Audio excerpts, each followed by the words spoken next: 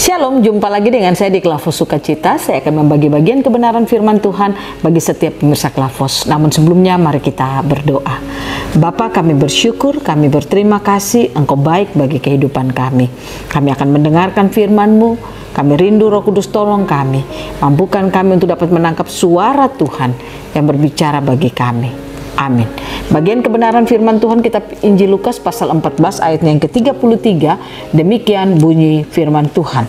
Demikian pula lah tiap-tiap orang di antara kamu yang tidak melepaskan dirinya dari segala miliknya tidak dapat menjadi muridku. Demikian jauh pembacaan firman Tuhan. Pemirsa Klavos yang diberkati oleh Tuhan, Tuhan rindu saudara dan saya, kita hidup di bumi, kita harus merepresentasikan Tuhan.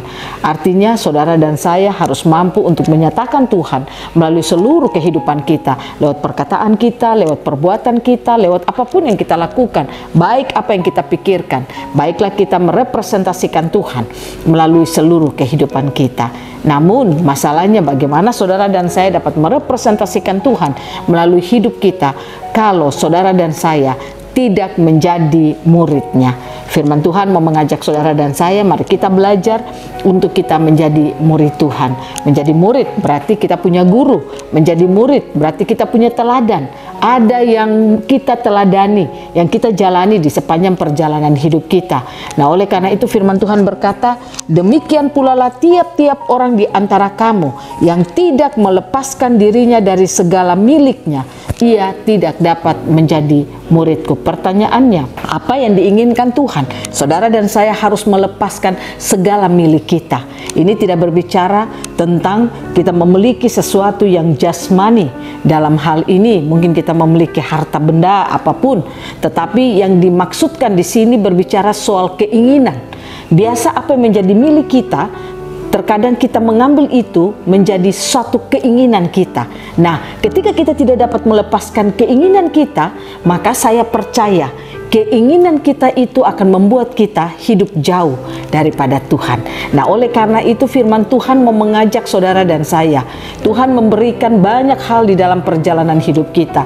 Kita bersyukur Dia memberikan keluarga bagi kita, Dia memberikan pekerjaan bagi kita, Dia memberikan pelayanan bagi kita. Banyak tugas tanggung jawab yang Dia berikan bagi kehidupan saudara dan saya.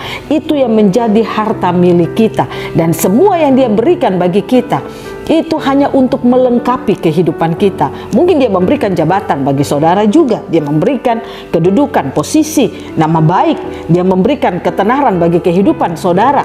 Nah, semua itu Tuhan berikan, itu hanya untuk melengkapi perjalanan kehidupan kita. Supaya ketika Dia memberikan semuanya itu bagi kita, tugas kita memuliakan Dia melalui apa yang Dia percayakan bagi hidup kita. Bukan sebaliknya, kita mempertahankan itu menjadi milik kita sehingga kita jauh daripada Tuhan. Buktinya, ada banyak orang karena cinta dengan pekerjaannya, sampai waktu untuk Tuhan pun tidak ada.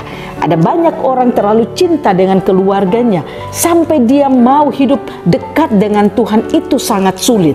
Nah, oleh karena itu mari kita belajar lewat bagian kebenaran firman Tuhan.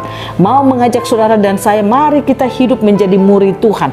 Artinya kita dapat menjalani perjalanan kehidupan kita dengan terus merepresentasikan Tuhan melalui hidup dan kehidupan kita. Sehingga lewat apa yang Dia berikan bagi kita menjadi harta milik kita, Dia percayakan bagi hidup saudara dan saya, pastikan kita bisa menyatakan Tuhan melalui semuanya itu. Saya katakan bagi saudara, saudara dan saya diberkati Tuhan bukan untuk kita jauh dari Tuhan, tetapi kita diberkati Tuhan untuk kita semakin dekat dengan Tuhan.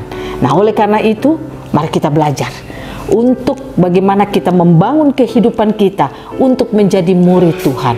Bagaimana kita bisa menjadi murid Tuhan yang baik? Satu, saudara dan saya belajar untuk kita harus mengenal Tuhan dengan sungguh-sungguh di dalam hidup kita. Kita jangan setengah-setengah mengenal Tuhan, tapi baiklah itu dengan penuh kesungguhan hati. Kita mau mengenal Tuhan dengan penuh kesungguhan hati. Kita punya komitmen dengan Tuhan. Itu akan membuat saudara dan saya mampu untuk menjadi murid Tuhan. Yang kedua, hidup pada perkataan apa kata guru kita, yaitu apa kata Yesus Kristus dalam hidup kita. Apa yang kita dengar, perkataan firman-Nya, haruslah kita berjalan di dalamnya.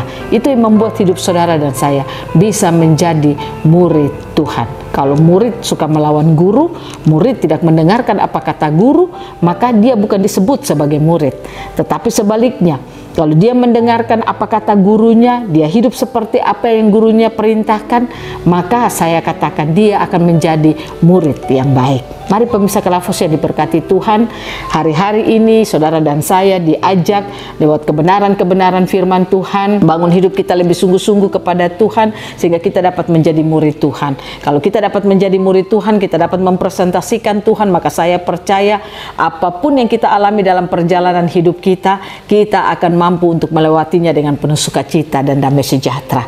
Karena saudara dan saya mampu untuk melakukan agenda Tuhan dalam seluruh kehidupan kita. Biarlah Roh Kudus mampukan saudara dan saya, menolong kita untuk bagaimana kita melangkah dalam perjalanan hidup kita. Kita mampu mempresentasikan hidup kita sebagai seorang murid Tuhan di tengah-tengah dunia ini. Tuhan Yesus memberkati kita, firman-Nya jadi berkat bagi kita semua.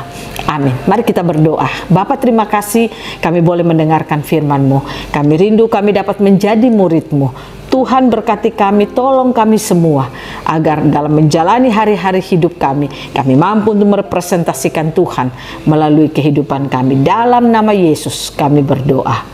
Amin. Shalom, Tuhan berkati kita semua.